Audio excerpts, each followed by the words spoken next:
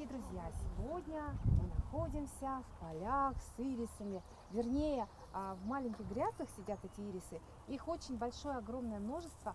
Конечно же, еще не настала та пора, когда они начнут цвести и радовать наш глаз. Поговорим вообще о разнообразии этих цветов, какие ирисы встречаются вообще в природе, какие ирисы можно приобрести в ботаническом саду. Екатерина Александровна, здравствуйте. Здравствуйте. Сегодня мы находимся на коллекции ирисов. Мы эту коллекцию собирали уже примерно где-то около уже 10 лет. И на данный момент в этой коллекции у нас присутствует около 30 видов ирисов. Это не считая сортов. Да? Здесь собраны с разных уголков нашей России, а также близлежащих и других стран. Да. Если рассказывать по ирисам, да, ирисы тоже объединяют по разным группам. Есть ирисы, которые более влажных мест, да, их называют лимнерис, да, увлажненных видов. Есть спурьи ирисы, есть другие группы, да, псаммикола, есть еще бородатые ирисы. И в основном мы привыкли видеть ирисы и думать, что они все растут, где вода, где вот влажно, да. Но это мы говорим про дикие ирисы, дикие, да, которые, кстати, произрастает и у нас в республике. Очень много его растет в южных районах. Это Усьмайский район, да, наверное, Ленский, может быть, Нерюнгринский район, там, где встречаются очень красивые места просто вот с этими ирисами. Но вот мы говорим как раз вот то, что они любят воду, влажность, да. У нас в природе на данный момент, да, есть 3 вида ирисов. Это ирис щетинистый, который мы привыкли его видеть, да, везде. Да. Потом есть у нас ирис глаженный, он растет в более влажных, да, прям затапливаемых местах, в вилистых местах. Есть еще один краснокнижный вид, это ирис кроваво-красный. Он произрастает в Алданском, Усьмайском районах, и он очень красивый, тоже более увлажненных мест. Да. Это ирисы из группы лимнерис. Это околоводные ирисы. Да. Вообще надо сказать, что ирис полюбился человечеству вот прямо вот с самых-самых древних времен. Ирис получил название свое, оказывается, от древнегреческой вот богини Ириды, которая спускалась по радуге как бы вот к нам, к смертным людям. И получила и название вот этот цветок как раз-таки по имени Ирида, ирис. Прижился во всем мире, от древнегреческого, и оказывается, ирис переводится как радуга. Действительно, всех цветов радуги, да, это растение, и кроваво-красные, и синие оттенки, да, и фиолетовые. А белые бывают ирисы? Бывают. Стоит отметить, да, они одна культура, садовая культура, да, не собрала столько разнообразия цвета, да, в одном цветке. Есть такая культурная группа ирисов, как бородатые ирисы. Да, к сожалению, они у нас не зимостойкие, мы их проверяли. Буквально год, 1-2 они могут пережить нашу зиму, да, потом они уже постепенно уже вымерзают. Да, их можно хранить только в теплом помещении. И вот этот ирис, как раз тогда бородатый, в одном цветке можно увидеть и желтый, и белый, и оранжевый. Получается 3 цвета разных, да, они могут содержать. Я не говорю об оттенках, я не говорю о тональностях. Ну, это только этот цвет. В данном случае, да, в нашей коллекции ирисы даже несмотря, не видя цветка, мы можем уже сказать, что они по структуре листьев, да, по ширине листьев, по интенсивности отрастания, они разнообразны, и по высоте они разнообразны. И даже посмотрите по оттенке зеленого, да, мы думаем, что зеленые они могут быть зеленые, видите, есть сизовато-зеленые, есть насыщенно зеленые, есть бордовые оттенки, есть желтыми какими-то прожилками, да, и посмотрите, есть еще вон там ирис русский, да, вы видите, он на злак похож, на обычную траву, да, но это не трава, это ирис это пока русский, вот эти. Ага. И тоже, да, по интенсивности отрастания некоторые уже сантиметров 30 уже достигли, а некоторые только-только начинают отрастать. Да? Получается, некоторым видам ирисам нужны уже более, сумма осадков нужна побольше. Ну, вообще с самых древних времен ирис использовали в разных областях. Это косметология, это кулинарные какие-то вещи там происходили с этим ирисом, да, и еще плюс народная медицина. Но сейчас вроде бы, да, вот этот ирис сейчас используется только в качестве декоративных вот именно растений из-за его красоты. А вот все там вещи, которые там полезные, да, свойства эфирные масла и так далее. Ирис германский используется именно вот в парфюмерии, да? Да. Очень дорогой ирис. Ну, у нас он есть в вашей коллекции? Ирис германский тоже мы испытывали, да, это родоначальник всех бородатых ирисов, да, он не зимостойкий, мы его тоже испытывали, и он у нас не идет. Не прижился. Вот эти все ирисы, которые здесь присутствуют, да, около 30 видов ирисов, они все у нас прекрасно зимуют. Да. Потом спросите, какие же сорта у нас могут зимовать. Да. Мы тоже испробовали и бородатые ирисы разных сортов, да, разной высоты, и карликовые, и высокорослые. Да. Мы пробовали разные и современные сорта ириса сибирского, и ранние сорта, да, это просто старинные сорта. И как уже доказано, да, наиболее старинные ирисы, они ближе к природным, да, у них и зимостойкость более сильная, да, и поэтому пока у нас в коллекции цветут вот старые ирисы. Они, естественно, невзрачные, простые, да, потому что они ближе к природным. А современные классификации ирисов, они изощренные, они и диаметр цветков она будет больше, да, и цветовая гамма будет уже более оригинальная, да, но они малозимостойкие. Друзья, ну а сейчас мы начнем заниматься посадкой непосредственно вот наших отростков, да, или как это сказать? Деленок. Деленок ириса. Какие сорта вот будем высаживать? Здесь касается не сортов, да, я бы хотела сегодня вам показать группу ирисов, да, и как эта группа отличается по строению корневой системы, да, и, естественно, отличается по технологии посадки. Да. Перед вами это у нас ирис Блудова. Он относится к группам ирисов пескада, они сухолюбивые, и, как видите, да, у них корневая система почти что выпирает на улицу, да, это на воздух, да, это нормально, это они сами так делают, это получается, они отрастают, и молодые, да, они идут в сторону, а с этой стороны они в центре, они уже стареют, и уже в этой центральной части она стареет, и вот эти старые участки корневища, да, они должны уже потихонечку отмирать, да, и они уже выпирают, видите, вон сколько уже наложилось, да, и старая часть, она уже немножко должна уже отойти. В какой период они стареют? Так, где-то около 3-4 лет, да, их нужно постоянно омоложать, обновлять, да, и вот эту омолодить, да,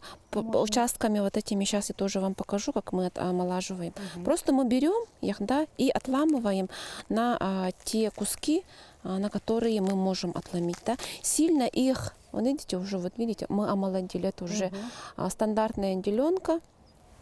Да. 34 года она будет спокойно. Да, уже она уже разрастется, да, и можно их использовать для декоративных целей. Сильно омолаживать до единицы лопаточки не стоит, вот до отдельного побега, да, так как мы будем по лопаточкам высаживать, и по моим наблюдениям, да, когда мы сильно их омолаживаем, они или им холодно, или им вот эта группа нужна, да, по лопаточкам рассаженные растения, они очень плохо и приживаются, и адаптируются, и, естественно, перезимуют. Поэтому лучше ирис да, необходимо сажать вот такой кучкой. Да, вот такими группами, да, вот такими группами. Они друг друга поддерживают. И посмотрите, да, вот корневая система, видите, она практически поверхностная. С этой стороны, можно сказать, вот видите, практически корней нету. И у них технология посадки, да, другая. да. Теперь вот То есть мы не углубляем сильно в почву, да? Я так тоже понимаю. покажу. А вот сравнение, да, это спурья группы ириса. Вот видите, уже корневая система совсем другая. Как будто Другая, вообще да. другое растение. Да, как будто другое, да. И это следующая группа ирисов, да, это группа околоводных, это лимнерис группа, да. Мгм. Посмотрите, как она плотно сидит. Если мы их хотим разделить, то мы его руками уже, как вот этот данный вид ирис плодового, мы не можем его разделить.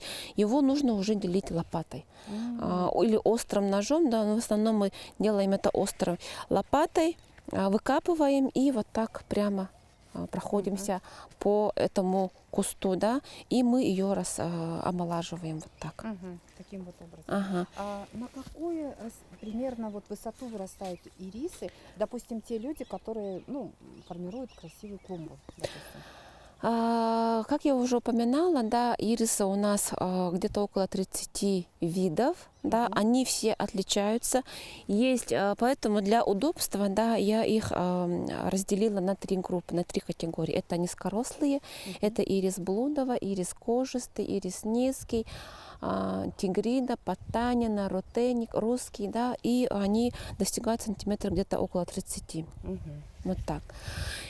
Есть ирисы двучешуйные, это уже средняя группа, да, и ирис аксопеталя, да, и ирис молочноцветковый. И они достигают сантиметров где-то 40-50, Повыше. и их я называю среднерослыми. Высокорослыми же я считаю ирисы, которые достигают высоты больше 80 сантиметров. О, Это около метра. Ага, это группа спурья группа, да, в которых входят ирис солелюбивый, ирис караталинский, ирис еще сам спурья, да, и они достигают высотой где-то около метра. Солелюбивый, это имеется в виду засоленную почву он любит, да? Да, да, ага. Так. И есть еще высокие ирисы, это наши группы лимнерис, это околоводный, это ирис кроваво-красный, ирис щетинистый наши местные, да, ирис природный, который встречается сибирский, в нашей природе. ага, ирис сибирский, ирис псевдоаридный, ирис типифолия, да, это тоже латынь типифолия, и они достигают сантиметров где-то около 80-90, даже цветоносы могут достигать до 100 сантиметров. И, естественно, да, чем выше ирис, тем дальше мы их друг от друга сажаем. Мгм. Чем низкорослые ирисы, да, мы должны их ближе, поэтому поплотнее, да, поэтому мы их рассаживаем примерно вот так, прикидываем, где-то 30-40 сантиметров между ними было, да, это низкие. А высокорослые, да, мы уже сажаем, чтобы они дать 1 квадратный метр, да, чтобы им было место, где разрастаться, да. И, конечно, вот так чуть подальше мы сажаем, если будем сажать, да. По технологии посадки, да, они тоже отличаются. Спурья, ирисы и околоводные, да, это лимнерис группы, мы сажаем обычно. Берем землю, то же самое мы обрабатываем, добавляем перегной, сорняки все удаляем, и мы здесь копаем такую ямочку, да. Можно перегной добавить прямо в лунку, или же можно их по всему этому периметру распределить, а потом уже перекопать и забыть о каждой лунке, да. А нужно как-то обеззаразить как бы землю вот, каким-то фитоспорином полить? Нет, сильно как такового они неприхотливы, да. Технология посадки вот спурьи ирисов и группы лимнериста, она одинаковая, и мы их вот сделали лунку, да, должны приравняться, чтобы уровень горизонта, да, вот где вот у нас начинаются корни, они должны находиться вот так, в земле, да, поэтому немножко она увлажненная, вот так. Вот так мы посадили, примерились, да, так еще чуть-чуть. То же самое мы должны добавить воду в луночку, да, Дождаться, пока вода... и все, ждем, когда вода проникнет. Ирисы песков, да, у них уже технология немножко другая, да, сейчас я вам тоже покажу. Тоже мы копаем лунку, да, уже... Нет, и не знаете, у них совсем другая, я сейчас покажу. Так, мы накопали, теперь собираем, да, делаем холмик, распределяем, да, чтобы тоже уровень земли был, да, примерно вот так. Получается немножко вот так. Давайте вот это, да. Белая часть, она должна быть в земле, прикрыта, да. Получается, мы... Видимо, касается всех цветов, да? Ну, что вот беленькая часть должна как бы скрыта быть. Это растения сами нам подсказывают, да. Вот видите, в холмик мы посадили, корни расправили, да, тоже еще раз подровняли, так, и то же самое поливаем. Поливаем и ждем, когда вода, она впитается. Ага. А эту часть, да, то, что у нас уже все, она впиталась, вот так. Оставляем прикорневую лунку, да, можем немножко высоко встала, да, вот так. И тоже поливаем. Вот так. А здесь мы то же самое закрываем. То есть, видите, вот мы белую часть все закрыли. Белую часть по растению. Вот так, все немножко прижали. Тоже прикорневую лунку сделали. И то же самое поливаем. А когда вот этот цветок прекрасный, который вот с такой любовью посадили вы сейчас, начнет нас радовать своими цветами? Вот как раз сейчас в данное время вот идут бутоны. Уже бутонизация. И буквально через несколько дней мы будем их видеть уже во всей красе. Это прям солнечные. Уже через несколько дней. Да, да. А в этом году немножко наша природа запаздывает. Обычно в это время, да, тюльпаны уже отцветали, тюльпан поздний, да, а ирисы уже цвели. А просто немножко в этом году запоздали. Настолько он неприхотлив, да, то есть вот как только солнышко пригрело, вот чем-то, мне кажется, даже похож на подснежник. Ну, Да? можно Какой-то сказать. один из первых, да, будет цвести, получается. И даже, наверное, ну как, может конкурировать с петунией. Да? Петунию ведь, если давно посадили, где-то в какое время-то люди сажают? В марте. В марте. Ну, кто-то сажает в мае, как я, например. И тогда получается, что вот те, кто посадили в марте, они уже радуются на цветочки. Конечно, да? И уже. настроение совсем другое. Но все ирисы, все видовые ирисы, они по срокам цветения, да, они разные. Они первые начинают в основном низкорослые. Вот сейчас в конце мая, в начале июня цвести, потом средние будут цвести где-то в середине июня, да, и все высокорослые где-то с 20-х чисел июня до первых чисел июля они цветут. И вот в мае, июнь ирисы будут радовать нас красивым цветением. Но я еще хотела бы отметить, да, есть ирисы, у которых зелень, трава, она стоит красивой очень долгое время.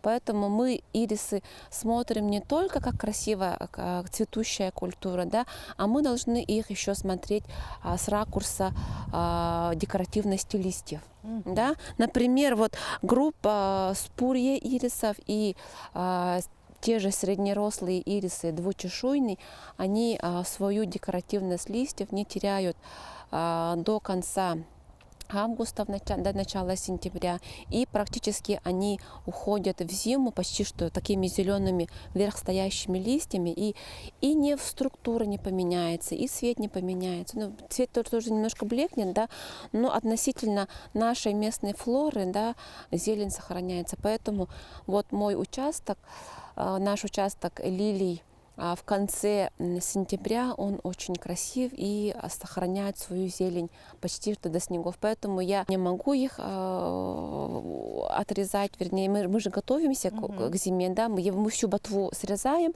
но у меня рука не поднимается, и я до максимального им даю пропитаться. И где-то в конце сентября, когда все другие участки уже закругляются, я только еще их укладываю спать. Я всю ботву срезаю и все их выкидываю. Мгм. А вот это все будет зимовать в земле, да? Да, все зимует в земле. То есть вот они многолетники, а на следующий год они дадут новые побеги, да? И Да. примерно вот в июне, уже в начале июня, начнут радовать глаз своим Мгм. красивым, буйным даже, можно сказать, Да, цветением. буйно. Мгм. А можно вот этот вот посадить еще, показать? Потому что корни здесь тоже другие, и сорт, или как, Вид. да?